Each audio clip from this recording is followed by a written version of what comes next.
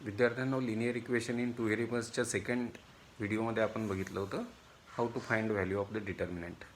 आपण आज पाहायचं आहे डिटर्मिनंट मेथडनी म्हणजेच क्रेमर्स रूल मेथडनी सायमल्टेनियस इक्वेशन्स कसे सॉल्व करायचे. आपण शिकतो आहे to solve simultaneous equations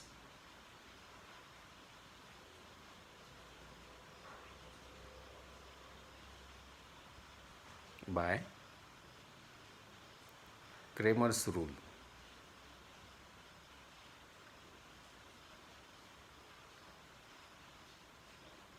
method. Cramer नावाचा गणित तज्ञ होता. त्यांनी सायमल्टेनियस इक्वेशन सोडवण्याची ही मेथड शोधून काढली, म्हणून याला म्हटलं जातं क्रेमर्स रूल मेथड. या क्रेमर्स रूल मेथडमध्ये आपल्याला दोन simultaneous equations step by step मी तुम्हाला समजावून सांगतो आहे. स्टेप 1, या स्टेप 1मध्ये आपल्याला दोन सायमल्टेनियस इक्वेशन्स हे या फॉर्ममध्ये घ्यावं लागतील. समजा हे पहिलं सायमल्टेनियस इक्वेशनपैकी इक्वेशन आहे a1x plus b1y equal to c1.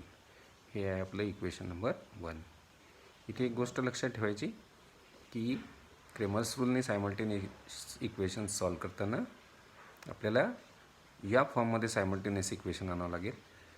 Variables समजा x आणि y असतील तर पहिले xची टर्म मग yची टर्म आणि इक्वल टू कॉन्स्टंट. जर या फॉर्ममध्ये ते इक्वेशन नसेल तर आपल्याला ते या फॉर्ममध्ये आणावं लागेल. समजा सेकंड इक्वेशन आहे a2x plus b2y equal to c2. याच्यामध्ये हे दोन इक्वेशन्स वेगवेगळे का झाले? व्हेरिएबल्स दोन्हीमध्ये सेमच आहेत, x आणि y. इथे x, y आणि x आणि yचे कोइफिशियंट आहेत a1, b1 आणि कॉन्स्टंट आहे c1. इथे x आणि yचे कोइफिशियंट्स आहेत a2, b2 आणि कॉन्स्टंट आहे c2. हे कोइफिशियंट्स जर चेंज झाले तर इक्वेशन चेंज होईल. तर हे दोन सायमल्टेनियस इक्वेशन्स आपल्याला सॉल्व करायचं आहे सायमल्टेनियसली क्रेमर्स रूल मेथडनी. त्याच्यासाठी स्टेप 1मध्ये हे दोन्ही इक्वेशन्स आपल्याला या फॉर्ममध्ये घ्यावे लागतील. सेकंड स्टेपमध्ये मी किंवा याच स्टेपमध्ये मी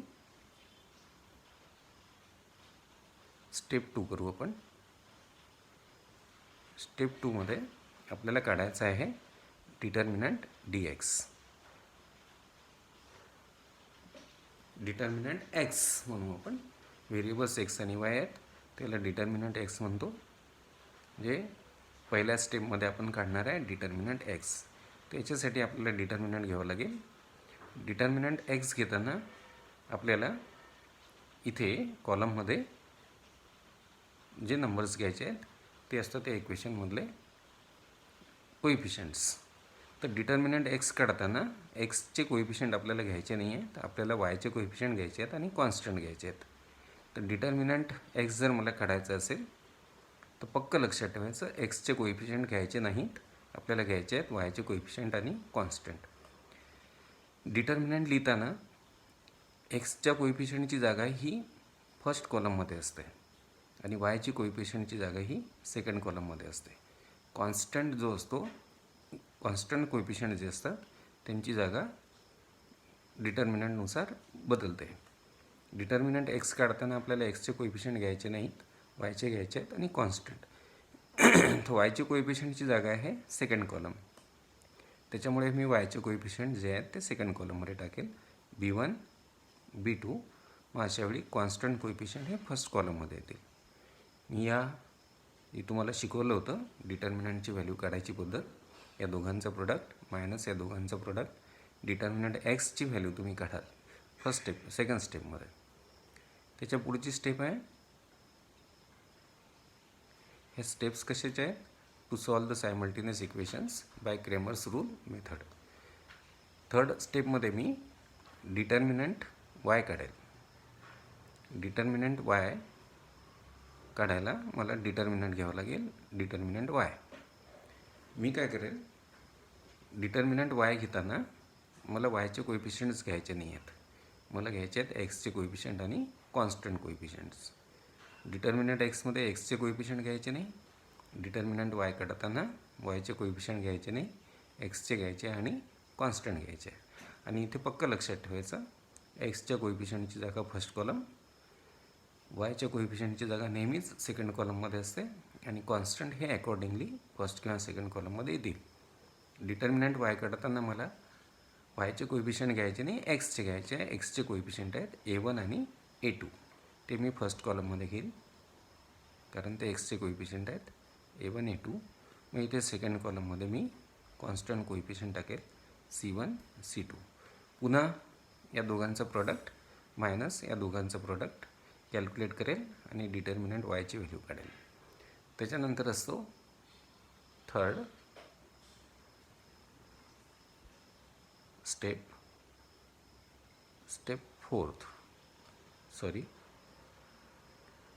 आता काढेल मी डिटर्मिनंट डी, याला म्हणतो आपण कॉन्स्टंट डिटर्मिनंट डी च्या पुढे काही नाही म्हणजे आहे कॉन्स्टंट डिटर्मिनंट. आता तुमच्या लक्षात आलं असेल कॉन्स्टंट डिटर्मिनंट लिहिताना आपल्याला हे जे दोन इक्वेशन सायमल्टेनियसली सॉल्व करायचे आहेत, यांचे कॉन्स्टंट कोएफिशियंट घ्यायचे नाही आहेत. डिटर्मिनंट एक्समध्ये एक्सचे कोएफिशियंट घ्यायचे नाही, डिटर्मिनंट वायमध्ये वायचे कोएफिशियंट्स घ्यायचे नाहीत. आणि कॉन्स्टंट डिटर्मिनंट काढताना आपण कॉन्स्टंट कोएफिशियंट्स घ्यायचे नसतात. मग कोणाचे घ्यायचे? एक्सचे कोएफिशियंट आणि वायचे कोएफिशियंट्स. डिटर्मिनंट डी म्हणजे कॉन्स्टंट डिटर्मिनंट काढताना आपण फक्त एक्स आणि वायचे कोएफिशियंट घ्यायचे आहेत, कॉन्स्टंट कोएफिशियंट आपल्याला घ्यायचे नाहीत. तर एक्सच्या कोएफिशियंटची जागा आहे फर्स्ट कॉलम A1 A2 आणि वायच्या कोएफिशियंटची जागा आहे सेकंड कॉलम B1 B2. पुन्हा मी यांना कॅल्क्युलेट करून या दोघांचं प्रोडक्ट मायनस या दोघांचं प्रोडक्ट डिटर्मिनंट डीची व्हॅल्यू काढेल. आणि लास्ट स्टेप असेल मग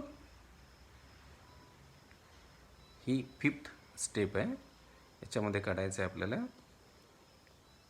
आपण हे इक्वेशन जे आहेत हे simultaneous equations in x and Y आहेत. आपल्याला यांना सोडवायचं आहे, म्हणजे असं सोल्युशन शोधायचं आहे जे एकाच वेळी या दोन्ही इक्वेशन्सना सॅटिस्फाय करेल. म्हणजे आपल्याला एक्स आणि वायच्या अशा व्हॅल्यूज शोधायच्या आहेत ज्या या इक्वेशनला सॅटिस्फाय करतील. तर इथे एक्स आणि वाय हे दोन व्हेरिएबल्स आपल्याकडे आहेत. तर एक्सची व्हॅल्यू काढायचा फॉर्म्युला असेल मग determinant X upon constant determinant and वायची व्हॅल्यू काढायचा फॉर्म्युला असेल determinant Y upon constant determinant. जर इथे व्हेरिएबल्स mn असतील तर पहिला डिटर्मिनंट असेल डिटर्मिनंट m dm, दुसरा डिटर्मिनंट असेल डिटर्मिनंट n म्हणजे dn, तिसरा डिटर्मिनंट असेल कॉन्स्टंट डिटर्मिनंट हा डीच असेल. मग इथे फॉर्म्युला चेंज होईल. मी इथे mnच्या व्हॅल्यूज आपल्याला घ्याव्या लागतील. m equal to dm upon d and n equal to dn upon d. जर mn असतील तर. जर pq व्हेरिएबल्स असतील आपले तर मग इथे डिटर्मिनंट p असेल, इथे डिटर्मिनंट q असेल, इथे डिटर्मिनंट कॉन्स्टंट असेल d. मग इथे p ची व्हॅल्यू येईल dp अपॉन d आणि y q इक्वल टू इथे p इक्वल टू असेल, इथे q इक्वल टू असेल dq अपॉन d. तर अशा पद्धतीने या स्टेप्स अशा वापरून आपल्याला सायमल्टेनियस इक्वेशन्स सॉल्व करायचे असतात. आपण समजा एक एक्झाम्पल घेऊ. फॉर एक्झाम्पल आपल्याला सायमल्टेनियस इक्वेशन्स सॉल्व करायचे आहेत. एक आहे x plus Y equal to 5, हे झालं इक्वेशन नंबर 1. आणि दुसरे इक्वेशन आहे X minus Y equal to 3, equation number 2. आपल्याला दोन इक्वेशन्स सॉल्व करायचे आहेत. एक्सची टर्म वायची टर्म इक्वल टू कॉन्स्टंट, एक्सची टर्म वायची टर्म इक्वल टू कॉन्स्टंट. आपल्याला पाहिजे त्या फॉर्ममध्ये मी सोल्युशन घेईल. मी फर्स्ट स्टेप घेईल X plus Y equal to 5, equation number 1. X minus Y equal to 3, equation number 2. मी या स्टेपमध्ये डिटर्मिनंट एक्स घेतो. डिटर्मिनंट एक्समध्ये मला कोएफिशियंट कोणाचे घ्यायचे नाही आहे, मला एक्सचे घ्यायचे नाही आहे. वायचे घ्यायचे आहेत आणि कॉन्स्टंट वायच्या कोइफिशियंटची जागा सेकंड कॉलममध्ये. कॉन्स्टंट जे असतील ते फर्स्ट कॉलममध्ये 5, 3 आणि आता वायचे कोइफिशियंट घेतो. इथे आहे +1 म्हणजे 1 आणि इथे आहे वायचा कोइफिशियंट -1. मी व्हॅल्यू करतो 5 × -1 -3 × 1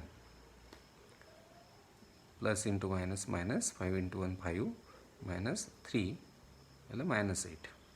मी आता सेकंड स्टेप घेतो. सेकंड स्टेपमध्ये काढतो मी डिटर्मिनंट वाय. डिटर्मिनंट वायमध्ये मला वायचे कोइफिशियंट्स घ्यायचे नाही आहेत, मला घ्यायचे आहेत एक्सचे कोइफिशियंट आणि कॉन्स्टंट. एक्सच्या कोइफिशियंटची जागा असते फर्स्ट कॉलममध्ये, हे पक्का लक्षात ठेवायचं. इथे एक्सचा कोइफिशियंट काही नाही आहे म्हणजे 1 आहे. इथे एक्सचा कोइफिशियंट 1 आहे. फर्स्ट कॉलममध्ये मी एक्सचे कोइफिशियंट घेतले. आता हे कॉन्स्टंट जे आहे इथे हे सेकंड कॉलममध्ये जातील. व्हॅल्यू काढतो 1 × 3 -1 × 5 = 3 - 5 = -2. आता मी डिटर्मिनंट डी म्हणजे कॉन्स्टंट डिटर्मिनंट काढतो आहे. थर्ड स्टेप आपण घेऊ. कॉन्स्टंट डिटर्मिनंट आपण काढू. कॉन्स्टंट डिटर्मिनंट म्हणजे मध्ये आपल्याला कॉन्स्टंट कोइफिशियंट घ्यायचे नाही आहेत, एक्सचे कोइफिशियंट आणि वायचे कोइफिशियंट्स. तर एक्सचे कोइफिशियंट्स आहेत 1 1 आणि वायचे कोइफिशियंट्स आहेत 1 -1 1 1 1 -1. एक्सचे कोइफिशियंट्स वायचे coefficients 1 × -1 -1 × 1 plus into minus minus 1 × 1 1 minus परत 1 × 1 1. डिटर्मिनंट डी याला सॉरी कॉन्स्टंट डिटर्मिनंट आला -2. आणि लास्ट स्टेप घेतो मी आता. या स्टेपमध्ये मी काढतो नाव. मला काढायची आहे एक्सची व्हॅल्यू. फॉर्म्युला आहे dx/d आणि मला काढायचं आहे अँड वायची व्हॅल्यू. फॉर्म्युला आहे dy/d. तर dx म्हणजे डिटर्मिनंट एक्सची व्हॅल्यू आहे -8. कॉन्स्टंट डिटर्मिनंट आहे -2. मायनस मायनस कॅन्सल होईल. 2ने 8ला भाग जाईल 4चा. आणि इथे dy डिटर्मिनंट वायची व्हॅल्यू आहे -2. डीची व्हॅल्यू आहे म्हणजे डिटर्मिनंट कॉन्स्टंट डिटर्मिनंटची व्हॅल्यू आहे -2. मायनस मायनस कॅन्सल होईल. 2ने 2ला भाग जाईल 1चा. आणि मला सोल्युशन भेटेल. Therefore the solution he solution लिहायची पद्धत असते, जे या दोन इक्वेशनचं कॉमन सोल्युशन आहे. सोल्युशन असेल इक्वल टू पहिले एक्सची व्हॅल्यू घेऊ आपण 4 कॉमा देऊ आणि मग वायची व्हॅल्यू टाकू 1. हे 4 1 झालं या दोन सायमल्टेनियस इक्वेशनचं सोल्युशन. हे सायमल्टेनियस इक्वेशन्स आपण सॉल्व केलेले आहेत क्रेमर्स रूल मेथडनी किंवा डिटर्मिनंट मेथडनी. आपण आता नेक्स्ट सेशनला आपल्या चौथ्या व्हिडिओमध्ये आपण लिनियर इक्वेशन इन 2 व्हेरिएबल्स 1.3 मधले क्रेमर्स रूल मेथडनी सायमल्टेनियस इक्वेशन सॉल्व करण्याची प्रॉब्लेम्सकडे वळू.